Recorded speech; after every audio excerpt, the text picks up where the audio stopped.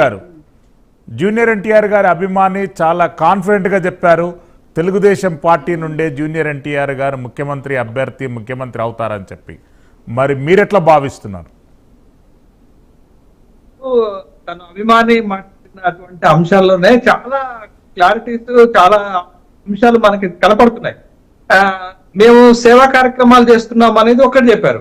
రెండోది తను ముఖ్యమంత్రి కావాలని అనేటటువంటి ఒక తన ఆకాంక్షను కూడా వెలుబుచ్చినటువంటి సందర్భం ఉంది.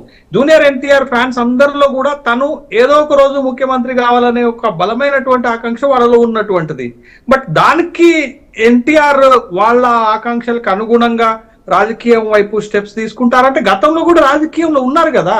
రాజకీయాలు ఇంట్రెస్ట్ లేనటువంటి వ్యక్తులను రాజకీయాల్లోకి తీసుకురావటం కష్టమైద్దేమో కానీ రాజకీయాల్లో ఉండి డిస్కనెక్ట్ అయ్యి మళ్ళా రాజకీయాల్లోకి వచ్చేటటువంటి ఆ స్పేస్ వచ్చినటువంటి సందర్భంలో వచ్చేస్తారు. ఇదొక అంశం. అయితే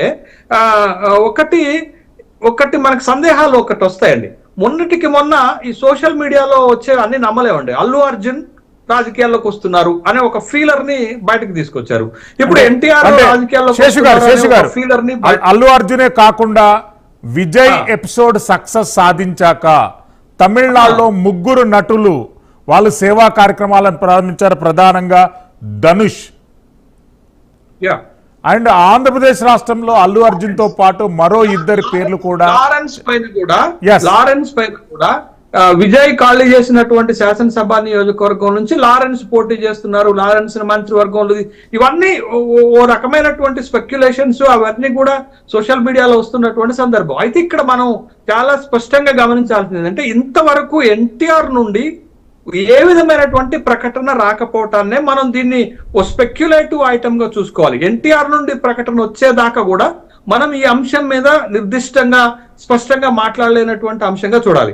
రెండోది ఇంకోటి చాలా కీలక, మన చర్చలో శ్రీశైలం గారు నేను ఒక చాలా కీలకమైనటువంటి అంశం చెప్తాను. ఏంటి అనంటే ఇప్పుడు ఎన్టీఆర్ తెలుగుదేశాన్ని ఎన్టీఆర్ తెలుగుదేశంగా భావిస్తున్నారా, చంద్రబాబు నాయుడు తెలుగుదేశంగా భావిస్తున్నారా అనేది చాలా ఇంపార్టెంట్. పరచూరి గారో లేకపోతే ప్యానెల్లో ఉన్న వైఎస్ఆర్ ప్రతినిధో కాదు. But in the view of NTR, junior NTR ఇప్పుడున్న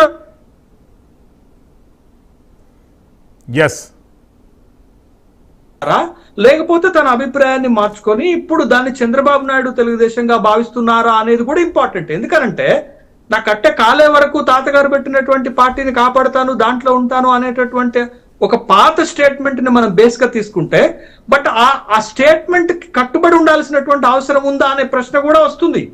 ఆ సందర్భంలో ఇప్పుడున్న తెలుగుదేశాన్ని తను ఎలా భావిస్తారు అనేది ఇంపార్టెంట్. ఇది ఒకటి. మూడో అంశం ఏంటంటే ఎన్టీఆర్ ఎప్పుడు కూడా నాన్ కాంట్రవర్షియల్, చాలా క్లీన్ ఇమేజ్ ఉన్నటువంటి వ్యక్తిగా చూడాలి మనం.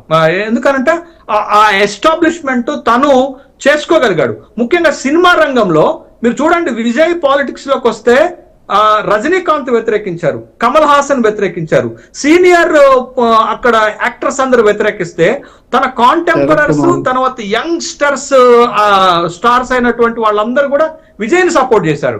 కానీ మీకు తెలుగు రాష్ట్రాలకు వచ్చేసరకు, టాలీవుడ్కి వచ్చేసరకు ఎన్టీఆర్ కి మొత్తం ఇండస్ట్రీలో ఒక చాలా క్లోజ్ అండ్ ఫ్రెండ్లీ రిలేషన్ ఉంది ఫర్ ఎవ్రీ యాక్టర్. మీరు కింది నుండి టాప్ వరకు ఉన్నటువంటి యాక్టర్స్ తోటి అందరితోటి క్లోజ్ రిలేషన్స్ మెయింటైన్ చేస్తాడు. క్లోజ్ రిలేషన్ ఉంది కాబట్టి ఖచ్చితంగా ఆ మద్దతు జూనియర్ ఎన్టీఆర్ కి సినిమా రంగం నుంచి వస్తది అనేటటువంటి అభిప్రాయం గతంలో ఉంది, ఇప్పుడు కూడా ఉన్నటువంటి నేపథ్యాన్ని మనం చూస్తున్నాం. కాబట్టి బట్ ఇప్పుడు ఇంకొకటి అడ్వాంటేజ్ జూనియర్ ఎన్టీఆర్ కి, సోషల్ కంపోజిషన్ కూడా అడ్వాంటేజ్. మీకు పాలిటిక్స్ లో money composition, party composition, reputation composition, తర్వాత సోషల్ కంపోజిషన్ కూడా చాలా ఇంపార్టెంట్ అవుతుంది. ఎన్టీఆర్ కు ఉన్న సోషల్ కంపోజిషన్ ఏంటంటే బలమైన సామాజిక వర్గాలకు చెందినటువంటి ఓన్ చేసుకునే అంశం ఉంది. తను వర్చ్యూ కమ్మ, తను భార్య వర్చ్యూ రెడ్డి. బట్ ఈ రెండు సామాజిక వర్గాలు రాజకీయంగా చాలా బలమైనటువంటి సామాజిక వర్గాలు.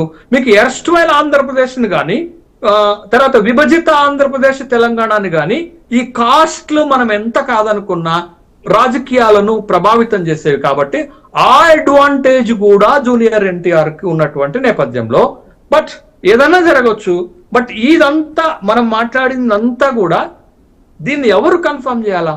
జూనియర్ ఎన్టీఆర్ నుండి ఒక పర్టికులర్ స్టేట్మెంట్ వస్తేనే, ఒకవేళ ఇప్పుడు వచ్చే స్టేట్మెంట్ తను ప్రారంభించేటటువంటి మా ఊరు వాడ అనేటటువంటిది ఇది సేవా కార్యక్రమాలకి అన్నా గాని, బట్ దీని వెనకాల రాజకీయ కోణ ఊహాగానాలు ఖచ్చితంగా వస్తాయి. ఎస్, వాళ్ళు ఎంత చెప్పినా, ఫ్యాన్స్ చెప్పినా, ఈవెన్ దో ఎన్టీఆర్ 18 నాడు తిరుపతిలో కూడా ప్రెస్ మీట్ లో ఇది కేవలం confined to the only social services, సేవా కార్యక్రమాలకు మాత్రమే అని తను చెప్పిన పొలిటికల్ ఊహాగానాలు ఖచ్చితంగా ఆ సర్కిల్స్ లో వస్తాయి, ఆ చర్చలు జరుగుతాయనటంలో సందేహం లేదు. ఎస్, విజయభాస్కర్ రెడ్డి గారు.